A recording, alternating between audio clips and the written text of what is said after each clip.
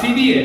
जब कोविड आया था तो श्रमिक को कहा तुम वापस गांव लौटो, बड़े शहरों में तुम्हारी जरूरत नहीं, कारखाने बंद हो गए, तुम जाओ लौटो। कैसे लौटते हो हमें को मतलब नहीं, पैदल चल चल कर, परिवार को लेकर, उठाकर, समेट कर, बिना ये जानकारी के आगे क्या होगा, कैसे काम होगा, लोग गांव में लौटे। और अब उन्हीं लोगों को कहा जा रहा है कि गांव में अब नरेगा योजना बंद हो गई, अब तुम वापस कारखाने में लौटो।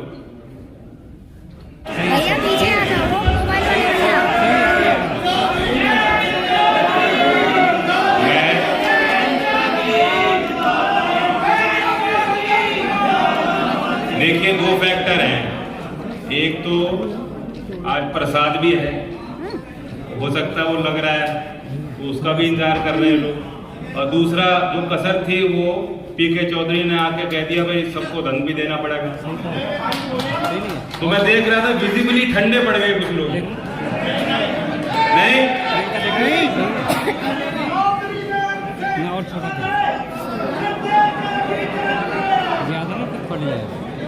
मैं गुरनाम चरुणी जी को विशेष तौर से धन्यवाद देता हूं। बाकी हम सब लोग एक राजनीतिक दल से हैं, लेकिन वो हमारे परिवार से हैं और उन्होंने अपनी जिम्मेदारी समझते हुए आकर हमें संदेश दिया, प्रोत्साहित किया। सभी राष्ट्रीय पदाधिकारी जिन्होंने आज समर्थन दिया है, और खास तौर से राजेंद्र शर्मा जी जिन्होंने अहम प्रस्ताव रखे, बहुत सोच समझकर ये प्रस्ताव तैयार किया गया है। इसके पीछे बहुत थॉट है, बहुत क्रिया गई है, और जो आपकी जन भावना है, जो जन भावना है, और जो पार्टी की विचारधारा रही है, जो स्टैंड रहा है, जो मुद्दे रहे, उसको आपने 2 पन्नों में कैप्चर किया है, और आज इस राष्ट्रीय अधिवेशन में आप सबके आगे वो बात रखी गई है। मैं समझता हूं कि सभी लोग इस प्रस्ताव को के साथ हैं और सर्वसम्मति से इसको आज इस अधिवेशन में हम सब ने मिलकर पारित किया है। मैं सही कह रहा हूं, नहीं कह रहा हूं? और दूसरा विषय आज का ये है कि पहली बैठक है, आपने मुझे राष्ट्रीय अध्यक्ष बनाया है, दोबारा विश्वास जताया है। मैं कह सकता हूं कि मैं इस जिम्मेदारी के प्रति बेहद गंभीर रहूंगा, समर्पित रहूंगा। मैं उत्साहित हूं। एक तरह से हमारे पार्टी के पॉलिटिकल फॉर्च्यून्स पे आज चर्चा हुई, और आप भी देखते हो चौधरी अजीत सिंह जी आज हमारे साथ नहीं है, लेकिन उनका आशीर्वाद हमें प्राप्त है। जब वो हमारे बीच थे, जो इससे पूर्व में जो इलेक्शन साइकिल थी, जो हमारी पार्टी की मजबूती और जो स्ट्रेंथ थी विधानसभाओं में, आज दोबारा हम उसी स्थान पे आ गए। तो जीवन का चक्र घूम रहा है, हमारे जनप्रतिनिधियों की संख्या बढ़ गई है, हमारे नौजवान विधायक बने हैं, कुछ अनुभवी हैं, और इस मिश्रण के साथ हम पूरी उम्मीद कर सकते हैं कि अगर हम जनता के बीच सक्रिय रहेंगे और जिन मुद्दों का सरोकार जनता से उनको उठाएंगे, तो नतीजे आगे और संतोषजनक होंगे। और जो हम करना चाहते हैं कि एक व्यापक परिवर्तन देश के राजनीतिक व्यवस्था में हो, ये सारी चीज इस प्रस्ताव में लिखी गई है। बस एक आध बात मैं रखूंगा उसके संबंध में। सबसे पहले तो किसानों की जो स्थिति है, इतना बड़ा किसान आंदोलन होता है, भारत सरकार, प्रधानमंत्री के प्रतिनिधि, प्रधानमंत्री के विचार आंदोलनकारियों तक पहुंचाकर उन्हें आश्वासन देते हैं, और सिर्फ आंदोलनकारियों को आश्वासन नहीं देते, देश के किसानों को आश्वस्त करते हैं कि भारत सरकार किसानों के प्रति सजग है, उनकी समस्याओं को लेकर, और उनकी जवाबदेही है और गंभीर है। और जो आंदोलन के माध्यम से जो कृतियां आई हैं, जो समस्या सामने आई हैं, उनका समाधान हम लोग करें। लेकिन इतने दिन बीत गए, उसके बाद बजट भी पेश हो जाता है।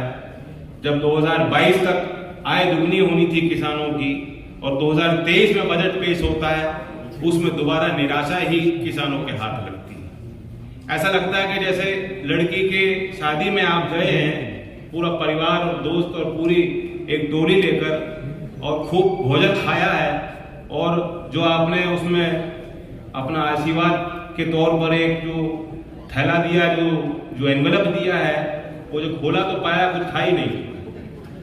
किसान अपने आप को ठगा महसूस कर रहा है। कौन सी योजना ऐसी हैं जिनके माध्यम से गांव में निवेश होगा या पैसा पहुंच सकता है? एक महत्वपूर्ण योजना है नरेगा योजना। आप तुलना कीजिए कि 2020-21 में इस योजना का कितना बजट था? 1,11,000 करोड़। 1,11,000 करोड़ का बजट 2020-21 वर्ष में इसका था, और 21-22 में 98,000 करोड़ हो गया, घट गया। और 22-23 में पिछले वर्ष 79,000 करोड़ हो गया, और इस वर्ष इन्होंने 60,000 करोड़ दिए हैं। बात सीधी है, जब कोविड आया था तो श्रमिक को कहा तुम वापिस गांव लौटो, बड़े शहरों में तुम्हारी जरूरत नहीं, कारखाने बंद हो गए, तुम जाओ लौटो। कैसे लौटते हो हमें को मतलब नहीं, पैदल चल चल कर, परिवार को लेकर, उठाकर, समेट कर, बिना ये जानकारी के आगे क्या होगा, कैसे काम होगा, लोग गांव में लौटे। और अब उन्हीं लोगों को कहा जा रहा है कि गांव में अब नरेगा योजना बंद हो गई, अब तुम वापस कारखाने में लौटो। कि ये बर्ताव देश के सबसे कमजोर वर्ग के साथ है, जो उसको सामाजिक सुरक्षा की जरूरत है। जिस तरह की महंगाई की मार हर वर्ग पर पड़ रही है, सबसे ज्यादा महंगाई की मार सबसे गरीब वर्ग पे, मजदूर पे, श्रमिक पे पड़ती है। और उसको उसकी योजनाएं जो है उसमें सरकार कटौती करती है। किसान की आप बात करें, ट्रैक्टर सेल्स, कितने ट्रैक्टर बिक रहे हैं, ये एक आंकड़ा होता है जिस आधार पे आप थोड़ा बहुत एक सोच सकते हैं, समझ सकते हैं कि किसानों की आय कैसी है, कि कितनी रौनक है, खर्च करने की उनकी क्षमता कितनी है, वो अपने खेती को लेकर, भविष्य को लेकर कितना उत्साहित है। 2021-22 में इस देश में 8,99,000 ट्रैक्टर बिके हैं, और पिछले वर्ष घटकर 8.5 लाख से भी कम 8,40,000 ट्रैक्टर बिके हैं। यानी घट रहे हैं ना। यही डेटा मैट्रिक्स होते हैं। सरकार ने और डेटा जानकारी लेना बंद कर दिया। सेंसस जो 2021 की जानकारी होनी थी, जिस आधार पे भारत सरकार और फैसले ले सकती थी, बंद है। कितने किसान आत्महत्या कर रहे हैं, कितना उन पे बोझ है आर्थिक तौर पर, सामाजिक तौर पर। जो सर्वेक्षण होते थे भारत सरकार के, और जो जानकारियां सार्वजनिक होनी थी, वो कोविड के बहाने बंद रखी उन्होंने। और एनएसएसओ ने जो डेटा दिया है उसका जिक्र इस प्रस्ताव में है कि 2013 में औसतन एक किसान पे 47,000 रुपए का कर्जा था, जो 2019 में बढ़कर 74,000 रुपए हो गया। एक तरफ हम देखते हैं 5 साल में 10 लाख करोड़ रुपए बड़े बड़े खातेदारों के, पूंजीपतियों के, उद्योगपतियों के एनपीए माफ हो गए, और दूसरी तरफ हम जानते हैं कि खेती करने के लिए ज्यादा पूंजी लग रही है, ज्यादा निवेश करना पड़ रहा है, पैसे जुटाने पड़ रहे हैं, लागत बढ़ रही है, दाम मिल नहीं रहा, एमएसपी सिर्फ खोखला वादा है, प्राकृतिक जोखिम भी किसान ले रहे हैं, मंडी का जोखिम भी किसान ले रहे हैं, पूंजी निवेश का पूरा भार भी वो लोग ले रहे हैं, कर्ज में भी वही लोग डूब रहे हैं। लेकिन उनके लिए ऐसी कोई व्यवस्था नहीं जो बड़े खातेदारों के लिए बैंकों के माध्यम से है।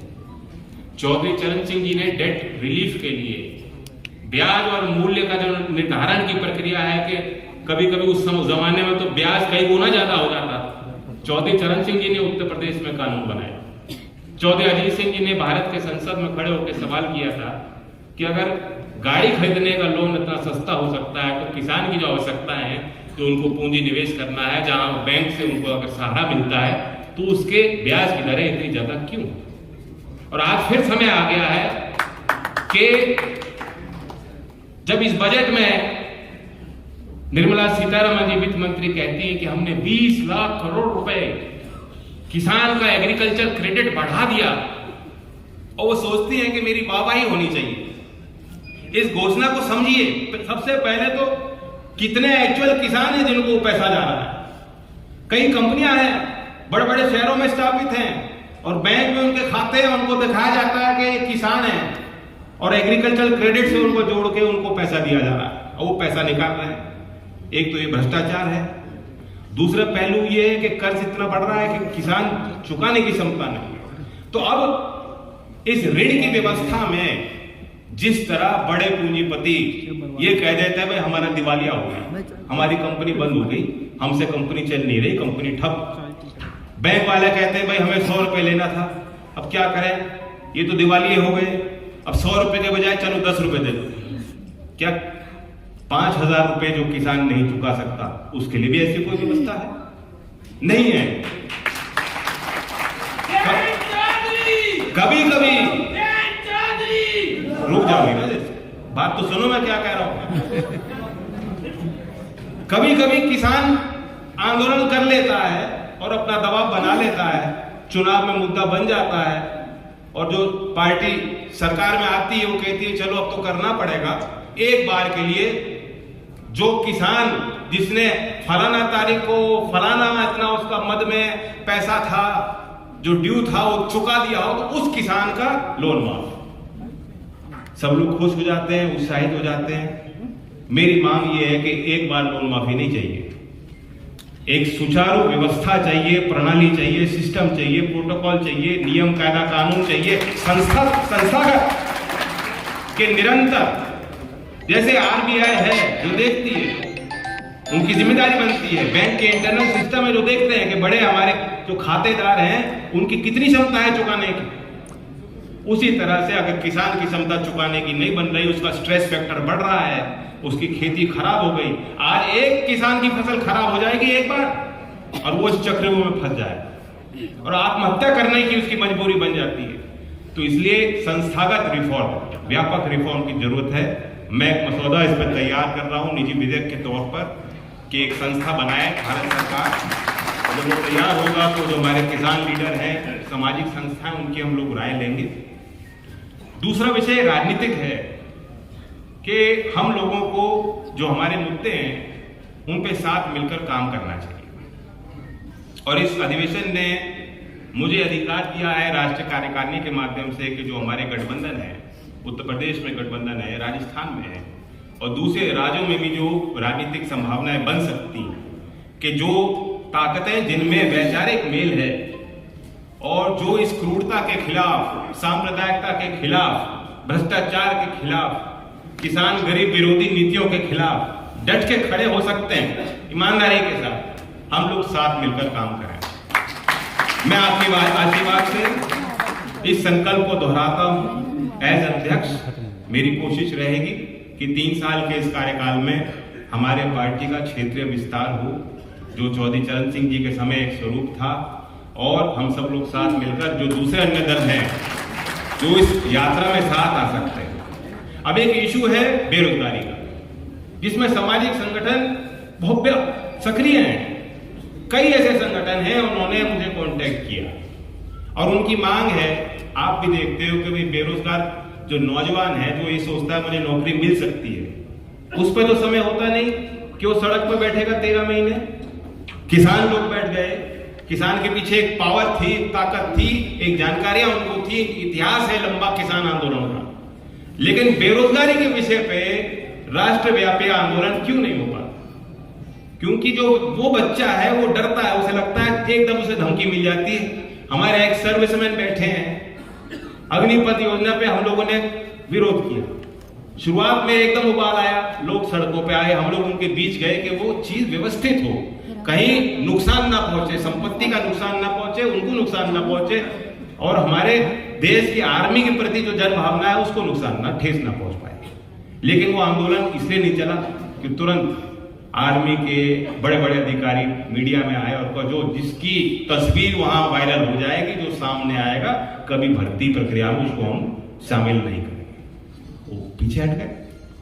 तो इसलिए सामाजिक संगठनों की सोच ये है कि हम सरकार पे एक व्यवस्था की हम मांग करें, ये हमारा हक है।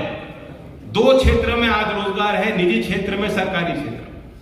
सरकारी क्षेत्र में लाखों वैकेंसी है, लाखों पद हैं, सरकारी सर्वेक्षण कर चुकी है, 10 साल 20 साल से वो आंकड़े हैं, पद हैं, बने हुए पद। या तो पद खत्म हो, या तो सरकार ये सोचे कि अब हमें इन पदों की जरूरत ही नहीं, खत्म कर दें और ये जानकारी सार्वजनिक करें कि हमने इतने हजार इतने लाख पद खत्म कर दिए, कि सरकार अब ऑटोमेटिक मोड पे चलेगी, सरकार को अफसरशाही की जरूरत नहीं, सरकार को सरकारी तंत्र में मौजूद जो कर्मचारी है उनकी जरूरत नहीं।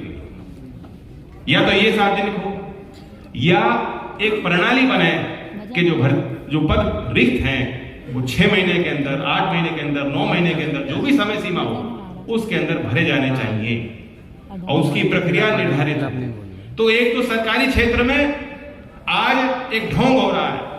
प्रधानमंत्री जी 2 करोड़ रोजगार की बात जिन्होंने की थी, आज शर्मिंदा भी नहीं होते और मीडिया को बुलाकर और बड़ा ढोल नगारा पीट कर, जैसा इसमें लिखा है, बिल्कुल सही लिखा है कि हम 71,000 लोगों को पत्र दे रहे हैं। ये 71,000 लोगों की नौकरी कब लगी? किसी की 1-1.5 साल पहले लग चुकी है, 2 साल पहले लग चुकी है। 71,000 लोगों को वो बुला रहे हैं कि हम रोजगार मिला है। कौन सा रोजगार मिला है जिसमें कोई अप्लाई भी नहीं कर सकता? जिनकी नौकरी पहले लग चुकी है उनको इकट्ठा करके उनकी वाहवाही लूटना चाह रहे हैं और जलील कर रहे हैं। तो वे सरकार पहले तो सरकारी क्षेत्र में जो नौकरियां हैं वो समय पे दें, और दूसरा निजी क्षेत्र में वहां भी उपाय हो सकते हैं, वहां भी कई चीज की जा सकती हैं, वहां भी जो सामाजिक न्याय का नारा है वो बुलंद किया जा सकता है। क्योंकि हमारा ये अनुभव है, जब चौधरी चरण सिंह जी ये मांग कर सकते थे कि गांव के लोगों के लिए नौकरियों में आरक्षण हो, अब 50% कैप सुप्रीम कोर्ट के फैसले ने खुद हटा दिया है। अब राज्य सरकारें पे कोई प्रतिबंध नहीं है कि 50% ही आरक्षण हो, यानी पूरा सिस्टम चेंज हो गया। जो संवैधानिक एक सिस्टम जिसको हम सोचते थे, जो संविधान में लिखा है, जो दायरा था कि सामाजिक पिछड़ेपन के लिए दूर करने के लिए आप आरक्षण या अफर्मेटिव एक्शन गवर्नमेंट ले सकती है, वो नियम कायदे कानून सब हवा में है। तो फिर ऐसे समय पे हम ये भी मांग कई लोग कर रहे हैं कि निजी क्षेत्र में भी ये देखा जाए गांव के कितने बच्चे हैं। यहाँ मेरी महिलाएं मातृशक्ति बैठी हैं, आप देश के जितने बड़े बड़े नाम हैं, अदानी अंबानी, सबका तो आजकल नाम लेने पे ही है मुकदमा दर्ज हो रहा है। अभी बीबीसी पे छापा पड़ा है, आपको जानकारी नहीं होगी, अभी हम यहाँ बातचीत कर रहे हैं, बीबीसी पे छापा पड़ रहा है। तो जो सवाल करता है, फिर भी मैं नाम ले लेता हूं कि जो देश की क्रीम है, जो प्राइवेट सेक्टर में है कंपनियां, आप उनको देखिए, उनके मैनेजमेंट में टॉप लेवल पर कितनी महिलाएं हैं, कितनी महिलाएं हैं? बहुत कम आपको मिलेंगी। एक इंडियन बन गई थी सीईओ, पेप्सी में थोड़ी देर शायद थी और उनका नाम चला गया, देखो बड़े गर्व की बात। तो 50% आबादी है, लेकिन प्राइवेट सेक्टर में भी उनके साथ बायस है। एक जिसे इंग्लिश में ग्लास सीलिंग कहते हैं, या एक प्रतिबंध है कि भाई महिलाओं को यहां तक उनसे काम लेना। उसी तरह गांव के बच्चे हैं, ड्राइवर बन जाओगे, गार्ड बन जाओगे, सेक्रेटरी लेवल का सेक्रेटरियल काम है वो कर लोगे, मैनेजमेंट में मत घुसना। तो मेरा ये प्रस्ताव है, और उसके लिए भी मैं एक निजी विधेयक तैयार कर रहा हूं कि एक इक्वल अपॉर्चुनिटी कमीशन का गठन हो, जो ये आंकड़े एकत्रित करे कि प्राइवेट सेक्टर में सामाजिक न्याय की क्या स्थिति है और वह जानकारियां सार्वजनिक होनी चाहिए। तो इस तरह से बेरोजगारी को लेकर, और मैं बता रहा था कि सामाजिक संगठन कह रहे हैं कि सरकारी क्षेत्र में हम एक कानून, एक दस्तावेज बनाएं और एक राष्ट्रव्यापी आंदोलन करें। जो हमारी पार्टी की युवा इकाई है, छात्र संगठन है, मैंने उनको कह दिया है कि वो पूरा इसमें सहयोग करेंगे ताकि दिल्ली में भी आंदोलन हम लोग करें। 21 साल की आयु वाला भी प्रस्ताव है, जिसको लेकर मैं एक वेबसाइट अगले महीने में एक फंक्शन करेंगे, सभी नौजवानों को बुलाएंगे और वेबसाइट को जारी करेंगे। उस वेबसाइट के उस लिंक के जरिए उस विषय पे कि 21 साल के नौजवानों को देश की विधानसभा और संसद में मौका मिले, उस विषय पे जन समर्थन जुटाने की एक प्रयास होगा। उस कार्यक्रम में भी आप लोग जो नौजवान हैं उसको सार्थक बनाने में अपना योगदान दें। मैं पुनः कहना चाहता हूं कि हम सबको हिम्मत से और हौसले के साथ आगे बढ़ना, और हम उन लोगों के लिए वकालत कर रहे हैं जो आज की सरकारें और मौजूदा हालात को देखकर, जो अहमद फराज ने कहा था कि सोच सकते हैं उसी तरह से, जो अहमद फराज का एक छोटा सा शेर है कि कुछ तो घर से निकलते ही मंजिल हासिल कर लेते हैं और कुछ हमारी तरह उम्र भर सफर में रहते हैं। तो जो सफर में है, जो संघर्ष में है, जो आज कमजोर पड़ रहे हैं, उनकी आवाज कौन बनेगा? उनकी आवाज आपको बनना है, उनकी आवाज हमें बनना है। मैं अपनी भी जिम्मेदारी है, जितने हमारे पदाधिकारी हैं मैं उनको भी आगाह करता हूं, आपकी भी जिम्मेदारी है, परफॉर्म और पेरिश। कोई पद परमानेंट नहीं है, मेरा पद भी परमानेंट नहीं है। 3 साल का आपने आशीर्वाद मुझे दिया है। अगर हम लोग इस दल को और मजबूत करने में और जनता के भावनाओं के अनुरूप काम करने में सक्षम नहीं है, बहुत लोग हैं जो काम करना चाहते हैं। ये दल हम सबसे बड़ा है, ये विचारधारा हम सबसे बड़ी है। हमारी व्यक्तिगत महत्वाकांक्षाएं कुछ इस दल के आगे सामने नहीं है। तो विचारधारा को हम लोग मजबूत करें। और मैं आपसे भी गुजारिश करूंगा, क्योंकि हम सब घर के लोग हैं, हम सब में कमियां हैं, लाख कमियां हैं, लेकिन जहां जिस पद पे मैं हूं, मेरे पास भी बहुत लोग आते हैं, किसी के फलाने की बुराई करना, आपस में झगड़ा करना। मेरा काम वो नहीं है। मैं आपके अंदर खूबी देख सकता हूं, तब मैं राष्ट्रीय अध्यक्ष बनने लायक हूं, तब मैं आपका नेतृत्व करने लायक बनूंगा।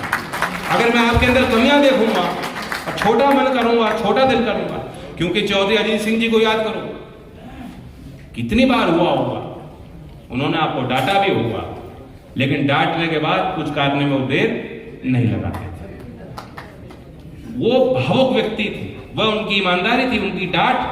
वो इसलिए लोग कहते थे कि उन्होंने हमें डांट दिया, हमें आशीर्वाद मिल गया, क्योंकि उनकी डांट में ही एक ईमानदारी थी और भावुकता थी। अब मैं डांट तो सकता नहीं आपको, मेरी उम्र नहीं है ना मैं डांटूंगा।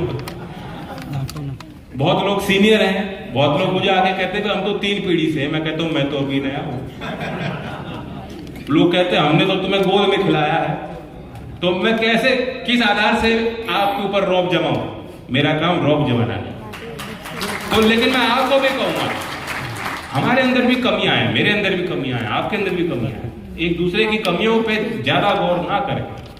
सामने वाले से जिसका हमारा मुकाबला है, जो बस एक हुआ है, आप जैसे अमीर आलम साहब कह रहे थे, रेत में पानी पे पानी पे पानी लिखना है, रेत पे रेत लिखना है, तो वो तो ऐसा पहाड़ है कि आप फू करोगे और उड़ जाएगा, कुछ भी नहीं है। और हमारे अंदर इतनी खूबियां हैं, लोकदल का कार्यकर्ता इतना हिम्मत वाला है, इतना काबिल है। मैं 2 चुनाव का उदाहरण दूंगा, भरतपुर का चुनाव और खतौली का उपचुनाव। हमारे पास कुछ नहीं था, कोई नहीं सोच रहा था कि आप जीत जाओगे, लेकिन आप लोगों ने उसको संभव किया। आप लोगों ने घर घर में जाकर दस्तक दिया। जहां हमारे कार्यकर्ताओं की, स्थानीय कार्यकर्ताओं की कमजोरी बन रही थी, वहां बाहर के लोग जाके उन्होंने मदद की। तो अगर आप अपना मन बना लोगे और एक दूसरे की बुराई ना करके एक दूसरे की खूबी को बाहर लोगे, तो क्या होगा नतीजा? जीतोगे, हर बार जीतोगे, लाख बार जीतोगे, हमारा कुनबा आगे बढ़ेगा। तो उन बातों को याद दिलाते हुए मैं धन्यवाद देता हूं, और राष्ट्रीय कार्यकारिणी को और जिन्होंने डेलीगेशन किया है, जो आज राष्ट्रीय प्रस्ताव जिन्होंने तैयार किया है, सबको धन्यवाद।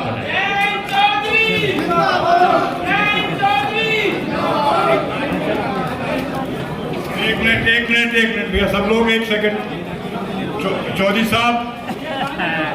साहब आपके पैर इतने शुभ हैं तो मेरी अपील 1 मिनट में 10 लाख रुपए लेके आ गई। बीडी चेयरमैन और रणबीर दहिया जी ने 5-5 लाख रुपए दिए। सबसे आप लोगों से अपील है, आप अपील है कि आप लोग प्रोत्साहन करके धन दें, दल को बल दें और धन दें।